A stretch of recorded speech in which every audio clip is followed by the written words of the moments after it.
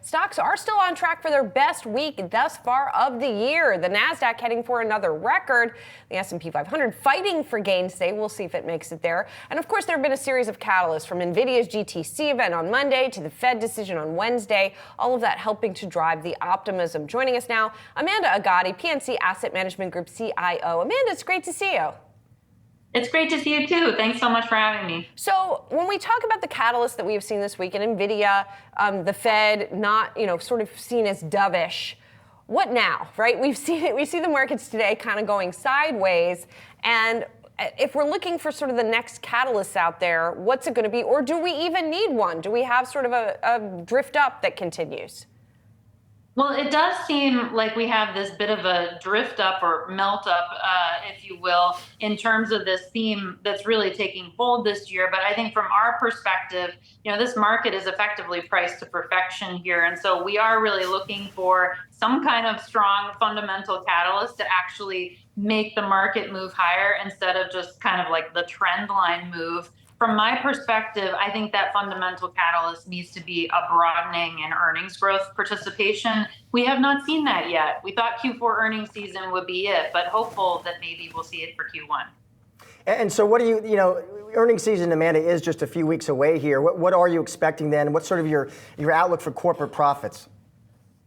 Well, the challenge is that when you look at earnings growth for the S&P 500 with the Magnificent Seven, it tells a very different story than when you back those seven stocks out. So what's happening with the bottom 493? We finished Q4 earnings season with a big distinction between winners and losers. Strong headline number of 4% earnings growth year over year. But when you back the seven out, it's more like -6. And so the expectation for Q1 is that even with those seven stocks out, we might finally turn the corner to very modest positive growth. But it's a very narrow window, a very narrow margin for error. And so where are you looking right now, Amanda? Or are you getting more defensive here? How are you positioning? Well, we've been running a bit of a defensive playbook really since last year. And so the story this year is not all that much different, particularly given how much further valuations have moved this year. But defense to us doesn't mean raise a ton of cash and move to the sidelines. It really just means stay fairly well diversified, stay focused on the long-term targets, pick your spots very carefully, and be very valuation conscious in this environment. So I do think that there are pockets of opportunity.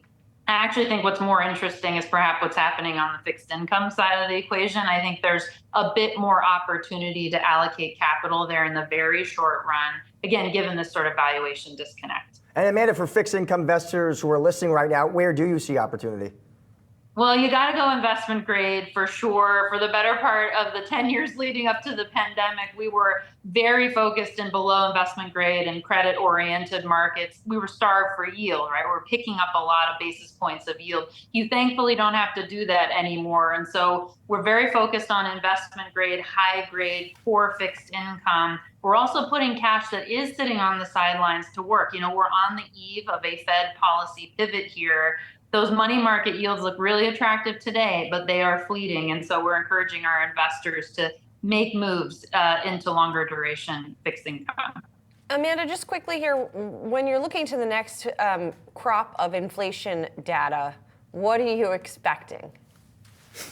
Well, I think we're expecting a little bit of inflationary fire, not problematic necessarily, but we don't think that the Fed is going to be content with the data that comes in, that we're making a lot of progress toward the long-term target. We continue to believe that inflation data is going to be choppy here in the short run, largely a function of what's happening on the energy side of the equation and also what's happening on the services side of the equation. And so that last mile, that last 100 bips to get to the long-term target for the Fed is going to continue to be a bit challenging. So we don't think we're going to get a lot of comfort around the next couple of data points. But that really means the time is on the side of the Fed.